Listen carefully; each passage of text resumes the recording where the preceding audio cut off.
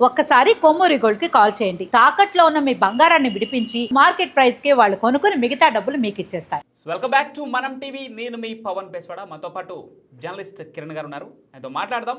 భారత్ పాకిస్తాన్ మధ్య జరుగుతున్నటువంటి ఈ యుద్ధ వాతావరణ నేపథ్యంలో ఏ దేశాల స్టాండ్ ఏంటి, ముఖ్యంగా చైనా పరిస్థితి ఏంటి, అమెరికా ఏంటి, ఇప్పుడు తుర్కీ ఒక జిత్తులో మారి నక్కగా మిగిలిపోయింది.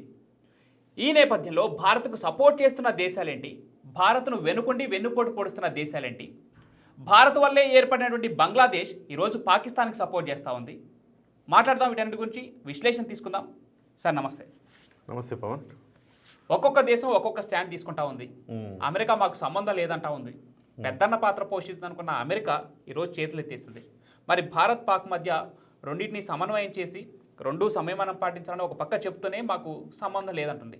ఎలా చూడాలి, ఒక్కో దేశం పాత్ర ఏంటి? ముందుగా పవన్, అసలు ముందు మనం మాట్లాడుకోవాల్సింది భారతదేశం గురించి. ఎందుకంటే భారత్ పాకిస్తాన్ల గురించి మాట్లాడుకుందాం, అక్కడి నుంచి మిగతా దేశాల గురించి మాట్లాడుకుందాం.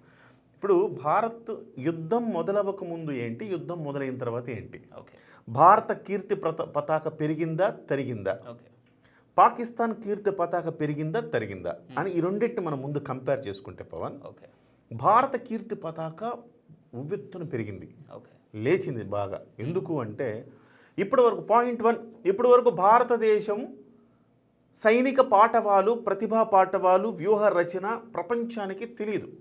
అప్పుడెప్పుడు 1962, 65, 1971 ఇయే చూసాం. తర్వాత కార్గిల్ వార్ అంటే అది ఓకే, కానీ ఇవాళ కార్గిల్ వారికి మించిన ఒక శక్తి సంపన్నంగా ఉంది భారతదేశం. అది వాళ్ళ ప్రపంచానికి చాటి చెప్పాం. ఎస్, శత్రు దుర్భేద్యంగా ఉన్నాం మేమని చాటి చెప్పాం. మనం ఒక భారతీయులుగా గర్వించే రోజు ఇది. ఎందుకంటే 26 చోట్ల దాడులు చేస్తే ఒక్క మిసైల్, ఒక్క డ్రోన్ కూడా ఒక టచ్ చేయలేకపోయింది టార్గెట్ని. రీజన్ ఏంటంటే గాల్లోనే తిప్పి కొట్టాం, గాల్లోనే. అది భారతదేశం యొక్క పాఠవం. మనం 9 చోట్ల దాడులు చేస్తే పాకిస్తాన్ కిన్నురాలై చూస్తూ ఉంది. పాకిస్తాన్ కానీ మనం 9 చోట్ల కొలతేసి కొట్టడం అంటారు కదా, కొలతేసి కొట్టేసి వచ్చాం. కానీ పాకిస్తాన్ ఏం చేయలేకపోయింది. మరి భారతదేశం మాత్రం 26 చోట్ల 300 నుంచి 400 డ్రోన్లు పాకిస్తాను మన మీద దాడి చేస్తే 300, 400 డ్రోన్లని, మిసైళ్ళని ఎక్కడ గాల్లోనే పేల్చేసాం. ఏంటి తేడా అంటే పాకిస్తాన్ వాడు కాలం చెల్లిన చైనాకు సంబంధించిన HQ-9 అనే ఒక క్షిపణి రక్షణ వ్యవస్థను వాడాడు వాడు. మనం S-400 అనే క్షిపణి రక్షణ వ్యవస్థను వాడాం. మనం దానికి పెట్టిన పేరు సుదర్శన్. అంటే సుదర్శన చక్రంలాగా అడ్డుకుంటుంది, వెళ్ళి మళ్ళీ దాడి చేస్తుంది. సో సుదర్శన్ అని పెట్టాం మనం పేరు దానికి. ఈ సుదర్శన్ దెబ్బకి HQ-9 అనేది కకావికలమైంది. ఒక్కసారి మనం దాడి చేసిన తర్వాత ఏం చేయాలి? HQ-9 దాని బాధ్యత ఏంటంటే ట్రాక్ చేయాలి. ఫస్ట్ ఏదొస్తుందని ట్రాక్ చేయాలి, ట్రాక్ చేసి దాన్ని పేల్చేయాలి. ట్రాక్ చేయలేకపోయింది, పేల్చలేకపోయింది. కొన్నిటిని ట్రాక్ చేసింది కానీ పేల్చలేకపోయింది. సో అందుకోసం మనకెక్కడ చిక్కడు దొరకడన్నట్టుగా పర్ఫెక్ట్గా వెళ్ళి టార్గెట్ని కొట్టేసి వచ్చేసాం మనం. సో ఈ ప్రపంచం మొత్తానికి ఓహో, భారతదేశం అనుకుంటే టార్గెట్ని ఇట్లా ఛేదిస్తుంది అని అర్థమైంది. సెంటీమీటర్ కూడా అటు ఇటు కాకుండా పర్ఫెక్ట్గా ఆ బిల్డింగ్ అంటే ఆ బిల్డింగే, మళ్ళీ ఇటువైపు జనావాసాల మీద పడ్డం ఎట్లా ఏం లేదు. ఆ బిల్డింగ్ అంటే ఆ బిల్డింగే, 1 మీటర్ అటు ఇటు తేడా పోయేది లేదు, అట్లా కొట్టాం. అదే సమయంలో వాడు 26 చోట్ల నిజంగా మనం S-400 కనుక అడ్డుకోలేకపోయి ఉంటే శ్రీనగర్ విమానాశ్రయం, అవంతిపుర వైమానిక స్థావరం, ఇక జమ్మూ, పఠాన్కోట్, ఉదంపూర్, ఏది చెప్పండి, అన్నీ ఈ పాటికి చాలా ధ్వంసమయ్యేవి. ఆ స్థాయిలో పాకిస్తాన్ దాడి చేసింది. కానీ మనం S-400 అనేది ఒక బాహుబలి, పిచ్చకొట్టుడు గాల్లోని పేల్చేసింది అన్నింటినీ. తద్వారా మనము హెడ్ ఉన్నాం. పైగా ఇక్కడ 2.2 ఏంటంటే వాడు వాడింది చైనా వ్యవస్థ. పాకిస్తాను 95% మిలిటరీ ఎక్విప్మెంటు, సాధనా సంపత్తి అంతా కూడా పాకిస్తాన్ నుంచి, చైనా నుంచి తెచ్చుకుంటుంది. ఇప్పటి వరకు మనం అనుకునేవాళ్ళం చైనా వస్తువులు అంటేనే ప్రొడక్టివ్గా ఉండవు, క్వాలిటీగా ఉండవు. ఏంటది చైనా వస్తువు ఏంటి పోయింది? చైనా వస్తువు అంటే పగిలిపోద్ది, చిరిగిపోద్ది, పాడైపోతుంది, సో పని చేయదు. చైనా సరుకు అంటేనే అది బ్రాండ్ అంబాసిడర్ అనమాట. అట్లాంటి చైనా సరుకు ఇవాళ మిలిటరీ వ్యవహారాలు కూడా చైనా సరుకులే అలాగే ఉన్నాయి. పేలవు, కాలవు, దాడి చేయలేవు, అట్లా తయారైంది. ఇవాళ మన ప్రపంచ యవనిక మీద చైనాకి చెడ్డ పేరు వచ్చేసింది. ఇప్పుడు దాకా నేను తోపు, తురుము, నేను లేచానంటే ఇట్లా ఉండేది చైనా పరిస్థితి. అసలు దీనిలో సోషల్ మీడియాలో మీమ్స్ కూడా వస్తా ఉన్నాయి.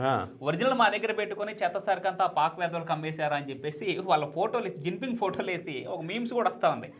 కామెడీగా చైనా వస్తువుల పైన, అంటే చైనా మిలిటరీ వ్యవస్థ పైన కూడా ఈ రకమైన జోక్స్. సో నేనేమంటానంటే ఇలా చైనా అభాస్పాలైంది.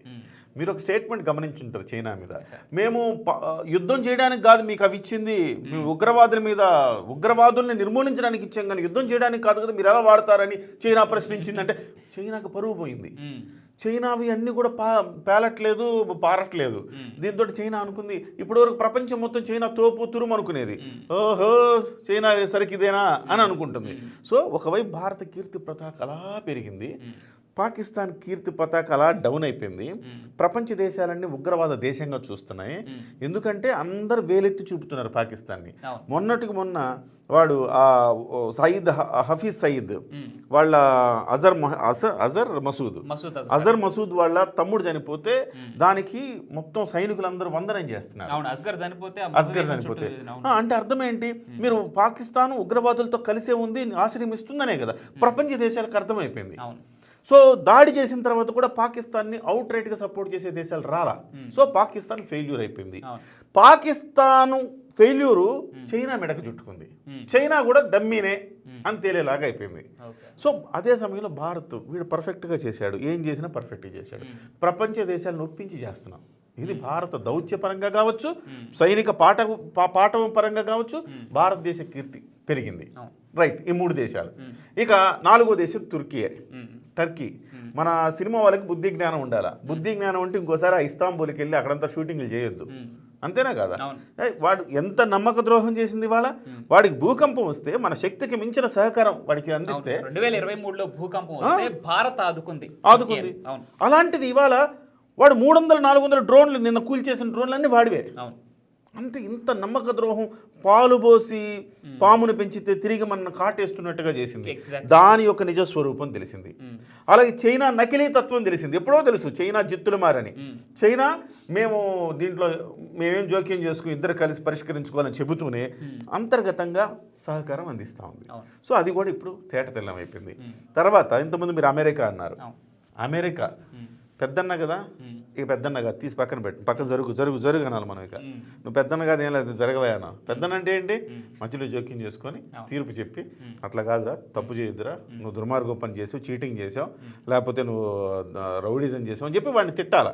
అలా కాకుండా మీ ఇద్దరు ఎట్టని పోండే మాకేం లేదు అంటే ఇంకో పెద్దన్న పాత్ర ఎక్కడ ఉంటుంది, పోయింది. నేను అమెరికా నుంచి యుద్ధం పరిస్థితులు నెలకొన్న గత 10 రోజుల నుంచి కూడా నేను చూస్తున్న అమెరికా నుంచి ఒకే స్టేట్మెంట్, మేము నిశ్చితంగా పరిశీలిస్తున్నాం. ఇంకా ఇదే కామెంట్ తప్ప వేరే మీరు సంయమనం పాటించండి, మీరు ఇలా అని చెప్పేసి పెద్దన్న పాత్ర పోషించింది ఎక్కడా లేదు. సో ఆ రకంగా అమెరికా తన ప్రాభవాన్ని కోల్పోతోంది. ఎందుకంటే ఇంకెవడు లెక్క చేస్తాడండి అమెరికాని ఎవరు లెక్క. అణుబాంబులు అంటే చాలా మంది దగ్గర ఉన్నాయి, 9 మంది దగ్గర ఉన్నాయి అణుబాంబులు ఉంటేనే నేను తోపంటే ఎట్లా. నువ్వు పెద్దన్న పాత్ర పోషించినప్పుడే నీకు విలువ, ఆ విలువ అమెరికా కోల్పోయింది. ఇవాళ మనం రష్యా మనకు నిజమైన మిత్రుడిగా నిలిచింది. S-400 అని చెప్పాను కదా, సుదర్శన్, అది మనం రష్యా నుంచే కొన్నాం. అత్యాధునిక టెక్నాలజీ, 400 కిలోమీటర్ల దూరంలో కూడా లక్ష్యాన్ని చూసి ఛేదించగలిగిన అద్భుతమైన బాంబు. 2018లో మనోహర్ పారికర్ గారి అంటే డిఫెన్స్ మినిస్టర్ ఆయన నేతృత్వంలో S-400 మన భారతదేశానికి రావడం జరిగింది. ఆ రోజు ఒప్పించి కేంద్ర నాయకత్వాన్ని ఆయన పట్టుబట్టి రప్పించడం జరిగింది. ఈ రోజు అదే ఉపయోగపడుతుంది S-400 పాకిస్తాన్ని నిలువరించడానికి. ఇంకా చెప్పాలంటే మనకి కొన్ని రఫేల్లో కూడా ఎంత పెద్ద గందరగోళం అయింది. అవి ఇంకా రంగంలో దిగితే ఇక చుక్కలే వాళ్ళకి. సుకోయ్ యుద్ధ విమానాలతోని ఇప్పుడు పరిస్థితి కానిస్తున్నాం. రఫేల్ లాంటివి దిగితే వేరే కథ ఉంటుంది ఇక. సో అట్లా రష్యా ఇవాళ ఓపెన్గా మనకు సపోర్ట్ చేసింది. భారత్ కరెక్ట్, మేము భారత్కి సపోర్ట్ చేస్తున్నాం. ఇజ్రాయెల్ నిజమైన మిత్రుడు అంటే ఇజ్రాయెల్.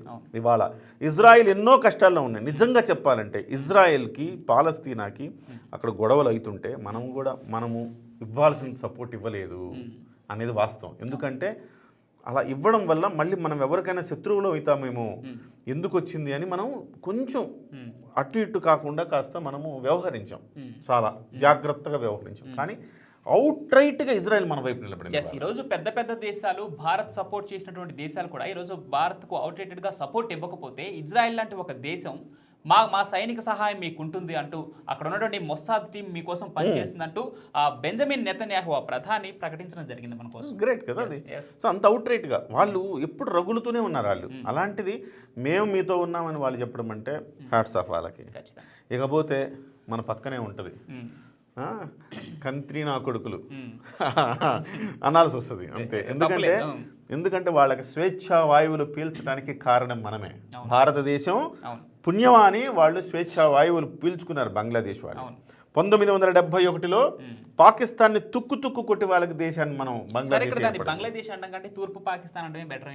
ఇప్పుడు తూర్పు పాకిస్తాన్ అనాలి, ఎందుకంటే బంగ్లాదేశ్ అనడానికి దానికి అర్హత కోల్పోయింది. ఇప్పుడు పాకిస్తాన్కి తమ్ముళ్ళ తయారైంది కదా, సో తూర్పు పాకిస్తాన్ అనాలి. వాడు ఎంత కుయుక్తులు. హసీనా ఉన్నంత వరకు బాగుండింది బంగ్లాదేశ్. ఇవాళ ఆమెను ఎప్పుడైతే కొన్ని శక్తులు ఉంటాయి కదా అంతర్గతంగా శక్తులు, సో ఆ శక్తులు ఆమెని పక్కకు తప్పించడంతో ఇవాళ వాళ్ళు పూర్తిగా మనకు వ్యతిరేకంగా తయారయ్యారు. ఇవాళ మన దురదృష్టం ఏంటంటే మనం పక్కన ఇటువైపు పాకిస్తాన్, ఇటువైపు బంగ్లాదేశ్, అటువైపు చైనా అందరూ కూడా మనకి శత్రు దేశాలు. రేపు శ్రీలంకను కూడా శత్రువులుగా తయారు చేసే పని చైనా చేస్తూ ఉంది. ఎందుకంటే శ్రీలంకకి మనం చాలా సాయం చేస్తాం, కానీ మనకంటే ఎక్కువగా చైనా డబ్బులు ఉన్నాయి కదా, మనకంటే ఆర్థికంగా పెద్దది కదా చైనా. కొన్ని ప్రాజెక్టులు అవన్నీ టేకప్ చేయడం ద్వారా శ్రీలంకని వశపరుచుకునేందుకు ప్రయత్నం చేస్తామని. ఈరోజు మీరు బంగ్లాదేశ్ని కంత్రి నా కొడుకులు అన్నారు కదా, దాంట్లో తప్పలేదు అనొచ్చు. వాళ్ళని బంగ్లాదేశ్ అంటాం కంటే తూర్పు పాకిస్తాన్ అంటమే ఉత్తమం. ఎందుకంటే బంగ్లాదేశ్కి మీకున్న జాతీయ గీతాన్ని, మీ కీర్తిని ప్రతిష్ఠింపజేసింది ఆ రోజు భారతదేశం. 1971లో భారతదేశమే లేకుంటే మీరు ఇప్పుడు ఎక్కడ ఉండేవారు? సో అలాంటిది ఇవాళ వాళ్ళు కూడా వత్తాసు పలుకుతున్నారు పాకిస్తాన్కి. ఎంత దుర్మార్గం ఇది. ఇకపోతే నిజంగా ఆఫ్ఘనిస్తాన్ అంటే అవుట్ రైట్గా కాకపోయినా ఇండైరెక్ట్గా మనకు మద్దతుగా నిలిచింది ఆఫ్ఘనిస్తాన్. నిన్నటికి నిన్న ఈ పాకిస్తాన్ వాళ్ళు ఆఫ్ఘనిస్తాన్ మీద మనం మిసైల్ దాడులు చేశామని దుష్ప్రచారం చేస్తే వాళ్ళ రక్షణ మంత్రి వచ్చి లేదు భారతదేశం మా మీద అలాంటి పనులేం చేయలేదని ప్రకటన ఇచ్చారు. సో ఇండైరెక్ట్గా మనకు సపోర్ట్గా నిలుస్తూ ఉన్నారు. సో ఇవాళ ఎవరు మిత్రులు, ఎవరు శత్రువులు, ఎవరు దొంగనా కొడుకులు, ఎవరు కన్నింగ్ ఎదవలు అనేది ఇవాళ చాలా స్పష్టంగా తెలిసింది. ఇక్కడ ఒక చిన్న పాయింట్ సార్, ఇప్పుడు ఆ రోజు బంగ్లాదేశ్ మన సహాయం కోరినట్టే భారతదేశం వెళ్ళి ఆదుకున్నట్టే ఇప్పుడు బలూచిస్తాన్ భారత్ని సైనిక సాయం అడుగుతుంది. సో ఈ విషయంలో భారత్ ముందడుగు వేయచ్చా, వేయకూడదా, ఎలాంటి ఫార్వర్డ్ స్టెప్ తీసుకుంటే బాగుంటుందంటారు? ముళ్ళని ముళ్ళుతోనే తీయాలి పవన్, అంతేనా? ముళ్ళని ముళ్ళుతోనే తీయాలి. ఇవాళ పాకిస్తాన్ ఏం చేస్తుంది, జమ్మూ కాశ్మీర్ని విడదీయడానికి ట్రై చేస్తుంది, సగం ఆక్యుపై చేసుకుంది. ఈ పరిస్థితుల్లో మనం మీనమేషాలు లెక్కిస్తూ మనం విలువలు మాట్లాడుకుంటే ఉపయోగం ఏంటి? బలూచిస్తాన్ అనేవాడు వాడి స్వాతంత్రం కోసం వాడు పోరాడుతున్నాడు. నిన్నగాక మొన్నవాడు 12 మంది సైనికులను మట్టుపెట్టాడు. వాడి పవర్ ఏంటి ఎట్లా ఉంది చూడండి. సో నిజం చెప్పాలంటే బలూచిస్తాన్ చాలా పెద్ద రాష్ట్రం. బలూచిస్తాన్ పోతే పాకిస్తాన్ అసలు ప్రపంచ పట్టాల్లో చూడలేదు. పాకిస్తాన్ భూభాగంలో 46% బలూచిస్తాన్ ఉంది. సో అంత పెద్ద బలూచిస్తాన్ ఇవాళ లేదు మాకు భారతదేశం సాయం చేస్తే మేము ఉన్నామంటే డెఫినెట్గా సాయం చేయాలి. ఎక్కడికక్కడ విభజించి పాలిస్తేనే ఇవాళ మనం, ఎందుకంటే మనం బుద్ధి బలంతో ఎదుర్కోగలం పవన్. మనం శక్తి అంటే మనకు సైనిక శక్తి ఉండొచ్చు, కానీ ఏది నేరుగా మనం పోరాడకూడదు. మనం బుద్ధి బలంతో ఇవాళ నరేంద్ర మోదీ గారు, జైశంకర్ గారు, అజిత్ దోవల్ గారు వీళ్ళందరూ కూడా చేస్తున్నది ఏంటంటే వాళ్ళు మైండ్ అప్లై చేస్తున్నారు, మైండ్ గేమ్ ఆడుతున్నారు. అందుకే ప్రపంచ దేశాల్లో చాలా వరకు మనకు మద్దతుగా ఉన్నాయి. కొన్ని దేశాలు మనకు డైరెక్ట్ మద్దతు ఇస్తుంటే కొన్ని దేశాలు కొంచెం మనకి పరోక్షంగా మద్దతునిస్తున్నాయి. సో దానికి కారణం ఏంటి? మన విదేశాంగ విధానం. సో ఇలాంటి దాన్ని మనం కరెక్ట్గా మనం ట్రిగ్గర్ చేసి ఎక్కడైతే బలూచిస్తాన్ ఉందో బలూచిస్తాన్ కనుక మనం సపోర్ట్ చేయగలిగితే, ఆఫ్ఘనిస్తాన్ సపోర్ట్ చేసి ఇవాళ ఆఫ్ఘనిస్తాన్లో అనేక ప్రాజెక్టులు మనం నిర్మించినవి ఉన్నాయి. మన తెలుగు రాష్ట్రాల వాళ్ళు నిర్మించారు ఆఫ్ఘనిస్తాన్లో అనేక ప్రాజెక్టులు. ఆఫ్ఘనిస్తాన్కి ఇవాళ ఎంతో కొంత మన మీద సాఫ్ట్ కార్నర్ ఉంది. మీకు ఇంకో విషయం తెలుసు, ఆఫ్ఘనిస్తాన్ క్రికెట్ టీం ఉందా? ఆఫ్ఘనిస్తాన్ క్రికెట్ టీంకి కనీసం ప్రాక్టీస్ చేయడానికి కూడా అక్కడ సౌకర్యాలు లేవు. అలాంటి ఆఫ్ఘనిస్తాన్ టీంని మీ వాళ్ళకి షూలు కొని ఇచ్చడం దగ్గర నుంచి, బ్యాట్లు, షూలు, అవన్నీ పరికరాలు కొని దగ్గర నుంచి వాళ్ళకి ప్రాక్టీస్ చేసుకునే అవకాశం కూడా మన భారతదేశం. క్రికెట్ అంశంలో ఆఫ్ఘనిస్తాన్ ప్లేయర్కి సంబంధించి రషీద్ ఖాన్ లాంటి ఒక ప్లేయర్ని మా ఇండియాకి ఇచ్చేయండి అంటూ ఓన్ చేసుకొని మాట్లాడడం జరిగింది. ఆఫ్ఘనిస్తాన్ భారత్ మధ్య దౌత్య సంబంధాలు ఆ విధంగా ఉన్నాయి. సో ఆఫ్ఘనిస్తాన్ ప్రజలంతా కూడా ఇండియాని తమ సోదర భావంతో చూస్తారు. ఎందుకంటే వాళ్ళ దేశం ఇవాళ క్రికెట్లో ఇవాళ ఇంత విజయం సాధిస్తోంది అంటే కారణం భారతదేశమే. వాళ్ళకు కూడా ఆఫ్ఘనిస్తాన్ వాళ్ళు ఎట్లా చూస్తారంటే ఇండియా అంటే మా వాళ్ళు అని చూస్తారు, పాకిస్తాన్ అంటే శత్రువులుగా చూస్తారు వాళ్ళు. క్రికెట్లో కూడా ఉంది అది. క్రికెట్లో వాళ్ళిద్దరి మధ్య ఎంత వైరం ఉంటుందంటే కొట్టుకునేంత వరకు వెళ్తున్నారు. అంటే భారత్ పాక్ మధ్య దాయాదుల ఎలా ఉంటుందో వాళ్ళిద్దరి మధ్య ఉంది. సో ఇప్పుడు ఆఫ్ఘనిస్తాన్ ఎట్లయితే మనకి సపోర్టింగ్, రేపు పొద్దున బలూచిస్తాన్ కూడా మనం సపోర్ట్ చేస్తే బలూచిస్తాన్ కూడా మనకు అవుతుంది. అప్పుడు మనకేం మనం స్టార్ట్ చేయొచ్చు. ఆఫ్ఘనిస్తాన్ బలూచిస్తాన్ మధ్యలో పాకిస్తాన్, మనం ఇటువైపు ఉన్నాం. పాకిస్తాన్ ఏదైనా తేడా చేస్తే మనకు వాళ్ళిద్దరు సపోర్ట్ ఉంటారు. అలాంటి సపోర్టింగ్ వ్యవస్థను మనం డెవలప్ చేసుకోవాల్సిన అవసరం ఉంది. చాలా సందర్భాల్లో చాలా మంది అంటూ ఉంటారు, మనమే అప్పుల్లో ఉన్నాము, మనం వేరే కంట్రీ ఏదో అయితే వాడికి భూకంపం వచ్చిందో, వరదలు వచ్చిందో, ఇంకోది వచ్చిందో మనం సహాయం చేస్తూ ఉంటాం కదా, మనం ఇండియాకి నప్పులు ఉన్నాయంటే మనం ఎట్లా సహాయం అదే దౌత్యనీతి. మన కష్టంలో ఉన్నప్పుడు వాడిని ఆదుకుంటే వాడు మన ఫ్రెండ్ అవుతాడు. అలాగే మనం దౌత్యనీతిని పాటిస్తూ వస్తున్నాం ఇప్పటి వరకు. కానీ ఆ దౌత్యనీతి మనం ఎంత పాటించినా పాముకు పాలు పోసినట్టు తుర్కీ లాంటి వాళ్ళు విషం చిమ్ముతూనే ఉంటారు. కానీ తప్పదు, మనకి తప్పదు. సో ఆ రకంగా ఇవాళ అన్ని దేశాల నిజ స్వరూపాలు ఒక్కొక్కటిగా బయటపడుతున్నాయి. ఏదేమైనా మనకు ఒక రష్యా, ఒక ఇజ్రాయిల్ లాంటి ముందుకు రావటం, ఫ్రాన్స్ లాంటివి కూడా మనకి మద్దతుగా నిలవటం, అట్లానే వీళ్ళు ఆఫ్ఘనిస్తాన్ లాంటి దేశాలు మన కోసం మాట్లాడడం అనేది ఓ శుభ పరిణామం. సార్, ఇక్కడ ఈరోజు కేంద్ర కేబినెట్ ఒక నిర్ణయం తీసుకోవడం జరిగింది. భవిష్యత్తులో జరిగే ఏ ఉగ్రవాద చర్యనైనా మీ యుద్ధంగానే దాన్ని పరిగణిస్తాం, యుద్ధమే చేస్తామంటూ కేంద్ర కేబినెట్ ఒక నిర్ణయం చెప్పడం జరిగింది. సరే, ఇప్పటివరకు పాకిస్తాన్తో అలాంటి యుద్ధమే చేస్తుంది. పూర్తిగా యుద్ధం ప్రకటించక ముందే కేవలం కన్నెర చేస్తేనే పాకిస్తాన్ పరిస్థితి ఈరోజు అలా ఉంది. పూర్తిగా యుద్ధం ప్రకటిస్తే పాకిస్తాన్ ఎన్ని రోజులు నిలుస్తుంది? ఫైనల్గా ఒక మాటలో పాకిస్తాన్ అంటే పూర్తి స్థాయి యుద్ధం జరిగితే పాకిస్తాన్ వారం కంటే నిలవలేదండి. కొన్ని గణాంకాల ప్రకారం 3 రోజులే అంటున్నారు. కానీ కొన్ని గణాంకాల ప్రకారం 6 రోజులు 7 రోజుల వరకు ఉంటుందని. తర్వాత వాళ్ళ ప్రజలే వాళ్ళ మీద తిరగబడతారు. వాళ్ళ దగ్గర ఇప్పటికే తిండి గింజలు లేవు, ఇప్పటికే రోటీ మకాన్ లేదు మాకు అంటున్నారు. ఇప్పటికే పాకిస్తాన్ నుంచి ప్రజల నుంచి బయటలు వస్తున్నాయి, వాళ్ళ ఎంపీల నుంచి నెగిటివ్ బైట్స్ వస్తూ ఉన్నాయి. సో ఆ పరిస్థితుల్లో పాకిస్తాన్కి ఒకవైపు బలూచిస్తాను, ఒకవైపు ఖైబర్ పఖ్తూన్, ఒకవైపు లోకల్ ప్రజలు, పార్టీలు అందరు ముప్పేట దాడి చేస్తున్నారు అక్కడ. అదిగాక మనం దాడి చేస్తాం. సో కాబట్టి పాకిస్తాన్ విలవెల్లాడిపోవటం ఖాయం. వాటర్ వారు చాలా దెబ్బతీస్తుంది వాళ్ళని. ఎంతవరకు ఉంచుకోవాలి అంతవరకు ఒక్కసారి వదిలేస్తున్నారు, చాలా డ్యామేజ్ అవుతుంది వాళ్ళకి. సో నిజంగా యుద్ధం అంటూ చేస్తే పవన్ వారంకి మించి పాకిస్తాన్ యుద్ధం చేయలేదు. కానీ మనం నిజమైన యుద్ధం కార్గిల్ 3 నెలలు జరిగింది. కార్గిల్ యుద్ధం కరెక్ట్గా ఇదే మే నెలలో మొదలై జూలైలో ఎండ్ అయింది కార్గిల్ యుద్ధం. కానీ ఇది పూర్తి స్థాయి యుద్ధాలు కాదు అవి. నిజమైన యుద్ధం ప్రారంభిస్తే వారమే. కాకపోతే ఆ పరిస్థితి రాకూడదు. ఎందుకంటే వాడు పిచ్చోడి చేతులు రాయి ఉన్నట్టు వాడి చేతులు అణుబాంబులు ఉన్నాయి. కానీ ఇప్పుడు ఒక డౌట్ కూడా వస్తుంది, చైనా పరిజ్ఞానంతో తయారు చేశారంటే అణుబాంబులు. మరి చైనా పరిజ్ఞానంతో అణుబాంబులు తయారు చేశారంటే అవి కూడా తుస్సంటాయేమో అని ఒక అనుమానం. అక్కడే వెళ్ళిపోతాయేమో. సో అలాంటి ఒక అనుమానం కూడా ఉంది. ఏదేమైనా ఇవాళ కేంద్రం తీసుకున్న ఒక సంచలన నిర్ణయం ఏంటంటే ఉగ్రదాడిని మేము యుద్ధంగా పరిగణిస్తాం. ఎస్, యుద్ధంగా. ఇప్పుడు వరకు ఏం చెప్తూ వచ్చారంటే మాకేం సంబంధం లేదు, అది మీరు లోపల మీ అంతర్గత యుద్ధం, అది మాకేం సంబంధం లేదు అంటూ వచ్చారు. ఉగ్రవాదులందరూ వీళ్ళ దగ్గరే ఉంటారు, వచ్చి దాడులు చేస్తారు. చేసిన వాళ్ళు మీ కాశ్మీర్ వాళ్ళే అక్కడ అసహనంతో చేశారని చెప్తారు. ఇప్పుడు ప్రపంచ దేశాలకి, ఇది పాకిస్తాన్కి చెప్పడం కాదు మనం, ఇది ప్రపంచ దేశాలకు మనం చెప్తున్నాం. ఇది ఎన్నాళ్ళని వాడొచ్చి కాలుస్తాడు, వాడితో కాలిపించుకోవాలి, గిచ్చితే గిచ్చించుకోవాలి, కొడితే కొట్టించుకోవాలి, చంపితే చంపించుకోవాలి అన్నట్టుగా ఎన్నాళ్ళు ఉండాలి. కాబట్టి అలా చేయడం, మళ్ళీ మనం ఒక ఉరి చేయడం, బాలాకోట్ చేయడం, ఇప్పుడు మళ్ళీ ఆపరేషన్ సింధూర్ చేయడం, మళ్ళీ కొన్ని రోజులు అయిపోయిన తర్వాత మళ్ళీ ఇంకోటి ఏదో జరుగుతుంది. సో ఇది ఎన్నాళ్ళు.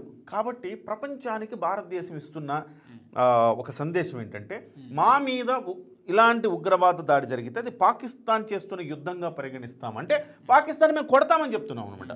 పాకిస్తాన్తో యుద్ధం జరుగుతుంది, మీరందరూ కూడా దీన్ని మొదట మన మీద దాడి జరిగితే మళ్ళీ మనం చేసామంటే అదేంట, అది ప్రపంచ దేశాలు ఎవరు కూడా తప్పడరు.